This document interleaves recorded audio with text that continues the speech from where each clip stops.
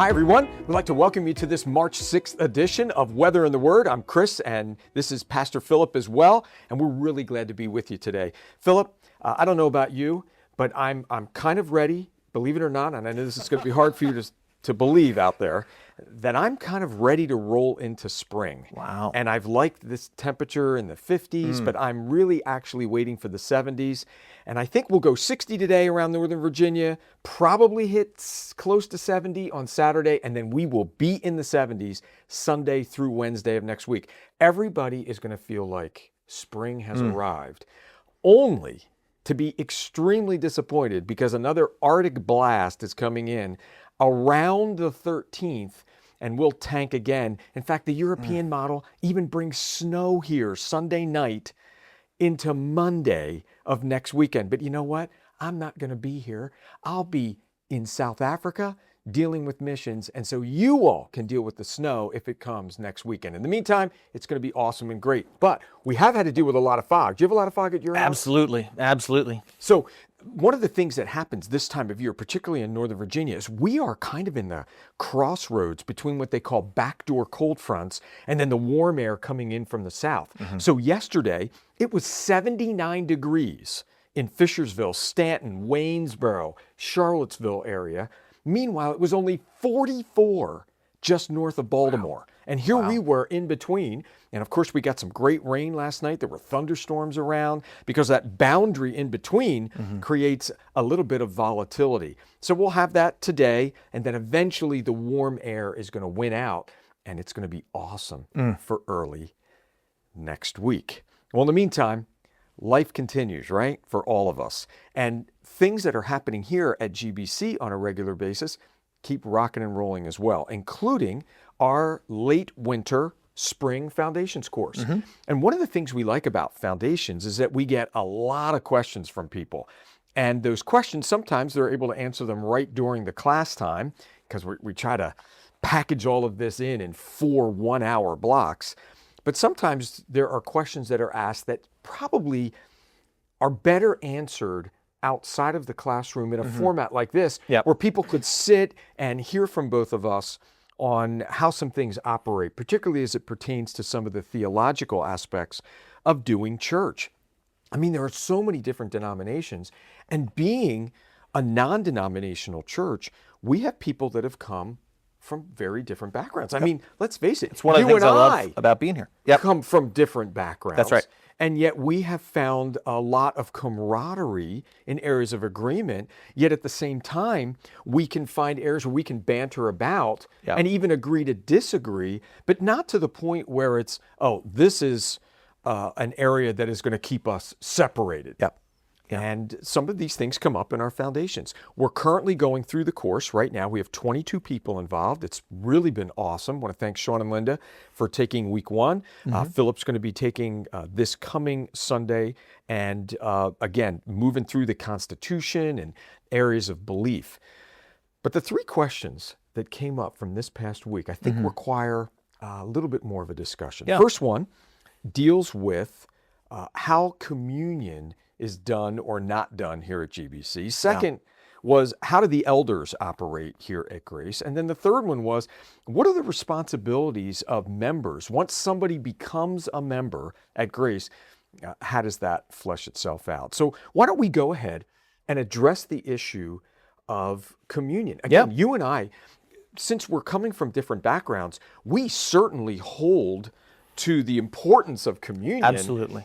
But the way that our worship experience was growing up was a little bit different. So why don't we, first of all, talk about the theology of communion? What is it and what is it not, based on some of the other religious components? And then where do we fall as a church at GBC? So, Philip, if you wouldn't mind, could you maybe address the issues of, say, transubstantiation, consubstantiation, very briefly? Very briefly, okay? Hold me to it. We laugh about that, but he could wax eloquent for a long time, all right? And then talk a little bit more about the symbolic view and maybe why we do communion the way we do here at GBC. All right, go ahead, hit it. Yeah, so historically, the Reformation, kicking off in 1517, nailing of the 95 Theses, almost all of Europe, at least Western Europe, is Roman Catholic. Not really Roman Catholic as we think of them today. The Roman Catholic Church has changed a lot in the last 500 years. First with Trent and then Vatican I and II radically changed the Catholic Church. However, the Catholic Church today still holds, and actually holds more particularly to the view of transubstantiation, which was, there was room for disagreement on transubstantiation during the Reformation. There isn't now post-Trent and post-Vatican I and II. And transubstantiation, medieval believers, Christians, theologians, priests, were looking at, I think it's John 6, where Jesus says, you have to eat my flesh and drink my blood, or you have no part of me. And they, to give them, to be as maybe respectful of their view as we can, there was a desire to rightly divide the word of truth, and they wanted to take those words seriously. And so they go, well, I can't, if Jesus isn't bodily near me, how can I do that? I want to be a part of Christ.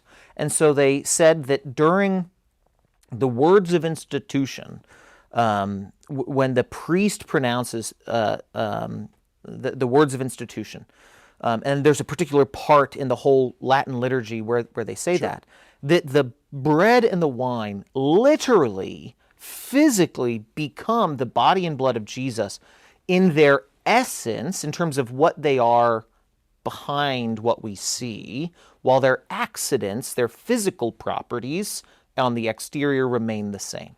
And so in that way, a person has union with Christ through simply being present and eating the bread.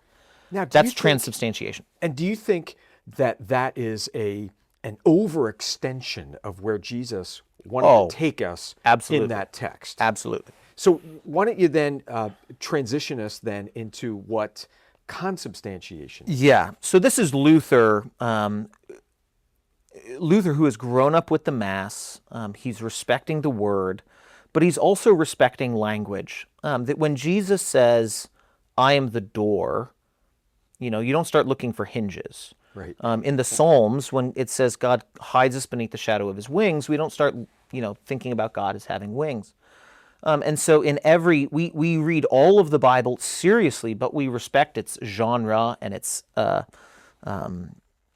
the grammar and how people normally speak. And so if I said the White House went to war today, or they made an announcement today, no one expects the literal White House to be making that announcement. They expect the president or someone who's bringing the words of the president. And so Luther, kind of growing out of transubstantiation, is saying that we do really feed upon Christ in a corporeal, bodily way, but it's not because there's a miracle in the Mass per se, but that Jesus is in, with, and under the elements. Is it kind of almost, again, and I may be wrong, using wrong terminology here, but it almost sounds like it's something mystical. It is. Oh, very much so. And if someone wants to read more about that, I have an excellent book. We're in the library. It's by Kolb. Kolb is one of the leading Missouri Synod Lutheran, modern Lutheran theological writers who's taking the Scripture seriously. And it's dialogue between him and Carl Trueman, a guy who's more along the lines of the Reformed view of the Lord's Supper. And so they dialogue about all those things. And so if you want to read more about that, we could talk about consubstantiation for a long time. But we don't hold to either of those. We don't hold to either one of those. And so where would you take us on where we're at from a standpoint of communion? Yeah. So you and I represent probably more Zwinglian and more Calvin's view of the Lord's Supper, which is not very far apart. I actually think if we talked about it for a while, we'd probably end up agreeing somewhere in the middle. And so Zwingli is he's not casual with the Lord's Supper, but he goes, it's like, hey, Jesus isn't the door. He's the way we get to the Father. No one gets to the Father. So he's looking at language, and he and Luther cannot abide Zwingli, and Zwingli is going, we're remembering Christ. We're remembering Christ. The remembrance, it's a symbol view. So real quick, for those out there that may not know exactly how these three interacted, we're talking that these individuals at some point overlapped as contemporaries That's right. of each other during Reformation times. Yeah. Primarily... This is 1520s, so Luther is in Germany, just north across the Swiss border, and Zwingli is kind of in the eastern half of Switzerland, and then Calvin is in the western half, and so they're pretty close to each other, certainly by modern standards. They can write, they can dialogue, they can meet together. And Zwingli and Luther do at least once physically meet together and talk about these things. So thank you for doing that little interlude. So again, how would we view the position that we would take again? Yeah, so this is symbolic, that we are in some symbolic way feeding upon Christ. And then I would always, with Calvin, we always go by faith. By faith, we're doing this. Calvin was more comfortable saying that, yes, we're truly feeding upon Christ, but not in a physical, embodied sort of way. But for Calvin, almost everything comes back to our union with Christ by the Spirit through faith. Almost everything comes back to that for Calvin. And so what is happening in communion, Calvin would say, is that we are in some true way feeding upon Christ. It's more than a remembrance, but we're not eating his literal body and blood. But there is some way in which by faith, the Spirit, we have union with Christ in glory, in his embodied state. And we're in some way being nourished by him, by partaking, by remembering him in communion. But still, the key word is symbolic in this case. Now, when we look at the Bible, there seems to be, in the book of Acts, in those early stages of formation of the New Testament component of what you and I would know as church, they seem to be breaking bread, if you will, almost on a daily basis, or at least weekly. And then as we go through the New Testament letters, there are a couple of admonitions to maintain a continuity of worship through the Lord's Supper, but it doesn't seem to indicate a day-by-day or even a weekly dynamic. Does God seem in his church polity component through the letters and through the pastoral epistles of 1st and 2nd Timothy and Titus to allow a breadth of understanding on how many times we should do, or is there a prescribed amount?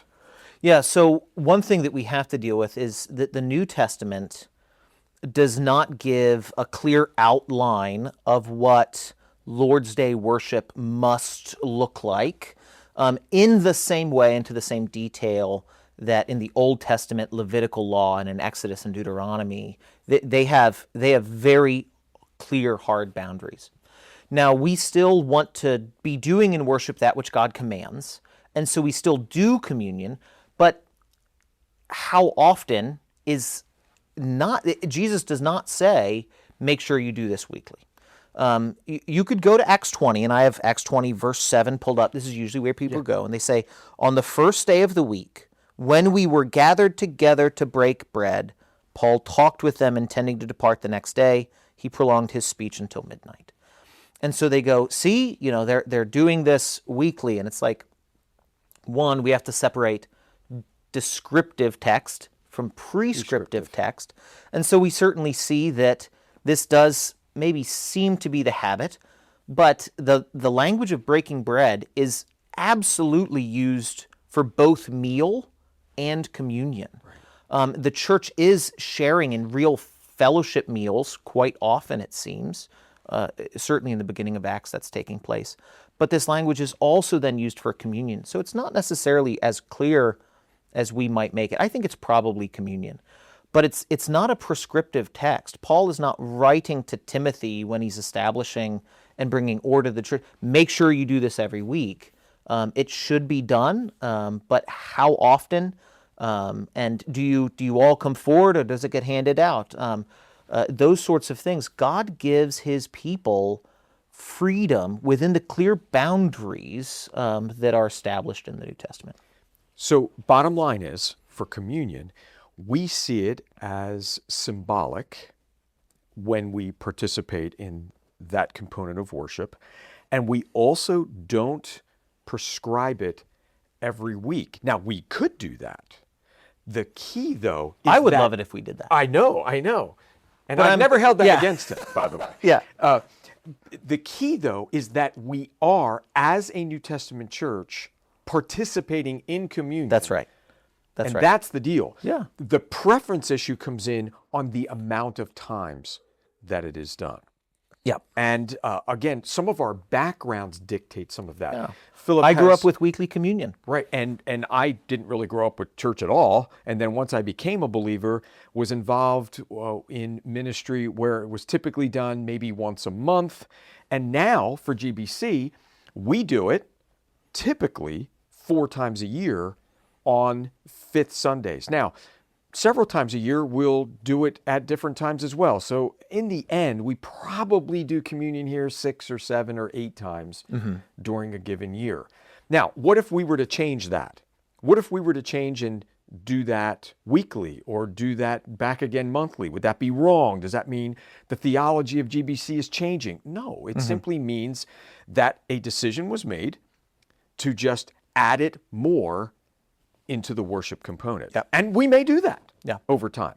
The key is, do we hold to a position of symbolic communion of what it represents? And the answer to that is yes. So hopefully for those of you in Foundations, this was really helpful. Philip also has a lot more background on those within the Reformation and shortly thereafter, from groups who were still participating all the time, from groups that were only doing it a couple times a year, and the reasons why. Yeah. So you can have that conversation at Yeah. another time, Yep. because we're gonna transition out into eldership at this point. Yeah. So let's talk about eldership. Yeah.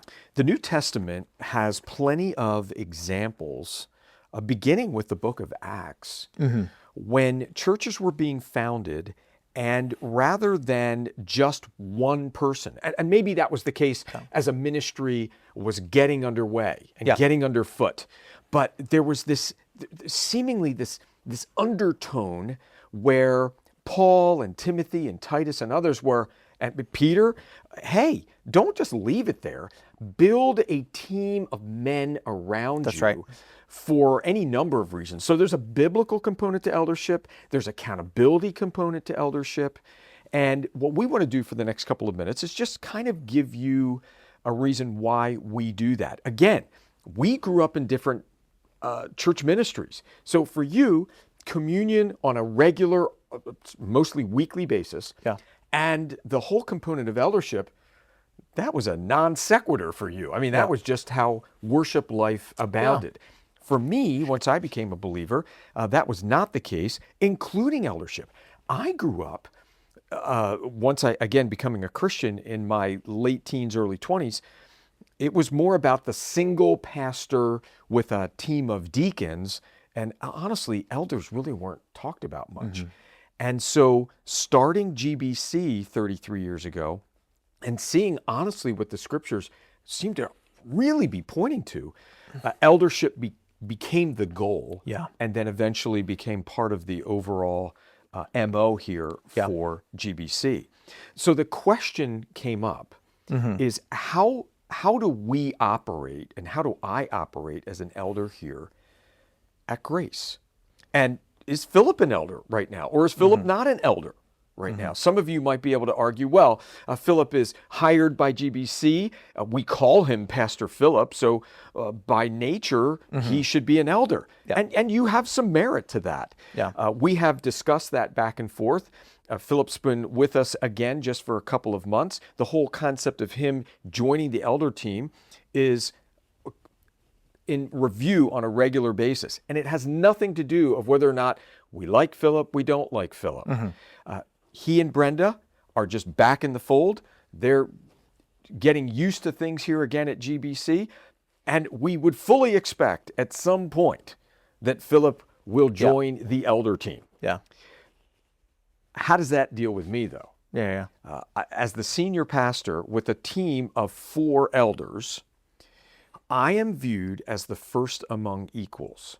So in other words, I don't have carte blanche say over anything here. I just can't get in and mess with people's lives or change decisions that we've already made. And yet, our elders view me, particularly in an area that comes down to, well, we're not exactly sure. We could go this way or this way. Either one might be right. Yeah. Chris, what are you sensing on this? Yeah. Well, I'm really sensing, based on where our congregation is, that we go this way. And our congregation, our elder team is great with that. Yep. And that's how we operate. I am also not viewed as just a hired hand. Hey, we pay him. We have a separate elder team. They make all the decisions. Chris preaches, and that's that. Yep. No, I am an integral part of the elder team and the decision-making and vision-making process here at GBC. And we really believe that that is a good balance to have. Yeah. And we so appreciate our elders who are working full-time and yet giving so much of their time, because not only do they serve as elders, but they're also serving in various aspects of ministry. All of our elders are connected in small groups. They're connected in teaching ministry. They're connected in leadership in many, many ways around the church. Now, Philip, let me back up what you just said with just a quick sure. verse. I'm not going to find the reference. When Paul is writing to Timothy, he says that elders are worthy of double honor, and then he says, particularly those who labor in preaching and teaching. And I think what that clearly establishes is that there's a plurality of elders like we have here at GBC, but that there are going to be some elders in any church that their labor weekly is in preaching and teaching. And so in the first amongst equals, you're the guy on the ground. They trust you. That's why they have you here full time. And so that's a place to go, and maybe we could, in the description, put the Bible reference for that. So a critical text that Philip is referencing is really beginning there in 1 Timothy chapter 3. That goes through a lot of the character components there within eldership. And frankly, one of the things that we've seen and that the Bible's very clear on is that eldership and even the diaconate, there's more of a reference on character than it is on what they actually do. In fact, the only technical difference is that elders are called upon to be apt to teach, that you referenced in preaching and teaching. Philip's reference there was in 1 Timothy chapter 5, a little bit later on, where there's strong admonition on how maybe the key or lead elder is looked at, and also how he should be dealt with in case things go awry within the church. There are clear delineations that we're so grateful to have that God in His providence laid out for us as a church. So again, here, plurality of elders, key passages, Acts 20, Philip already referenced that, 1 Peter 5, 1 Timothy 3 and 5 address all of that. I am viewed as a key component, as a part of that team. Now, how do we go from eldership to membership? And again, there's widely different views on this as well. The Bible never specifically comes out and addresses church membership. It just doesn't do it. And so that provides a little bit of a breadth of understanding on that as well. We have a membership here at Grace.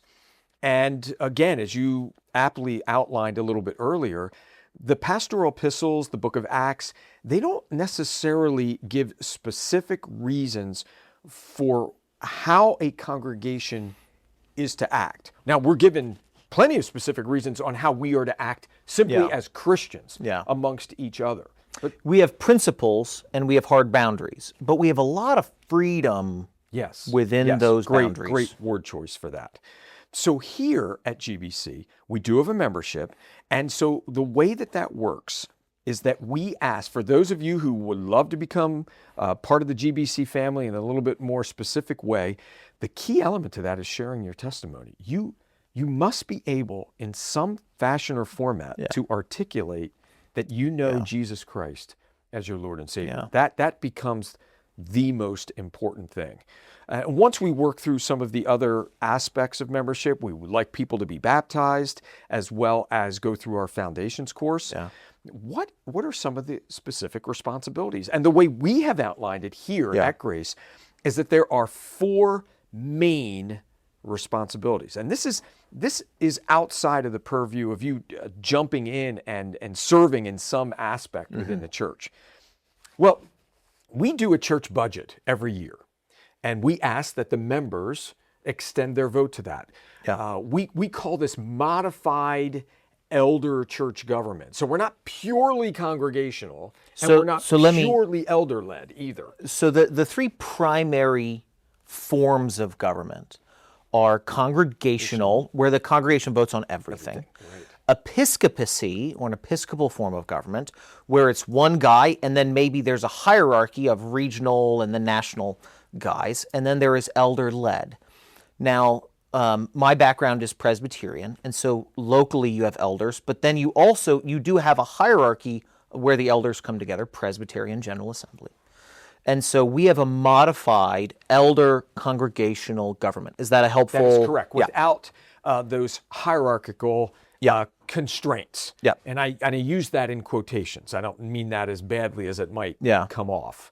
There are plenty of wonderful assemblies that do a good job, but like in most things, with men involved, we can corrupt things as well. So it's modified.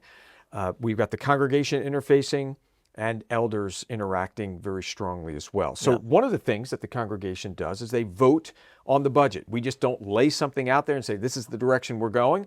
It is our responsibility to do that, but then the congregation responds in a vote. Secondly, in hiring a full-time senior pastor, that also requires a vote from the congregation. We also deal with modifying our Constitution. So if we go through that, and we should from time to time, revisit not so much the direction of our belief, but maybe how do our bylaws work, and how do we do church, and could there be a better way of clarifying our beliefs? Well, we would lay that out as a team, and then the congregation would have plenty of time to review that and then respond in a vote. And then fourthly, it's encumbering church resources. So if you and I decided, hey, we've had enough of this property, let's go out and get 25 acres and spend $2.5 million on that, and let's just go ahead and dive in. Well, we would have to present the reasons why that would be a reason to move forward, and then the congregation, you all would respond in a vote on that. So we're elder-led on everything other than, we're congregational when it comes to 4 particular types of votes. Hiring a senior pastor full-time, voting on the budget yearly, voting on financial obligations in terms of large debts, and then the 4th was modifying the Constitution. So on those 4 things, we are congregational, and pretty much everything else, we're elder-led. Under those constraints. With the elders trusting you. You're the guy on the ground. You're the guy who labors day in and day out in preaching and teaching. And so while you only get 1 vote amongst the 4 or 5 of you, you're the primary, your hand is on the tiller of the boat, and they're gonna trust your leadership in that. And likewise, I trust them implicitly, which has been, we have had a outstanding relationship, and I'm so appreciative of our elder team. Philip is actually going to be addressing some of these issues again as the Foundations team and crew who have signed up meet this coming Sunday, going over the Constitution, some bylaws, and addressing some of this again. We felt like we would get ahead of this a little bit based on some of the questions that came out last week. And so, communion, eldership, and then how that fleshes it out within the congregational voting is important for us to understand. And I hope that you have benefited greatly from this session. Thanks so much for joining us for this session of Weather and the Word. We trust that you would have an enjoyable weekend as you get into these warmer temps and have a great time with family and friends. And Philip and I, we're going to look forward to seeing you here at church this Sunday.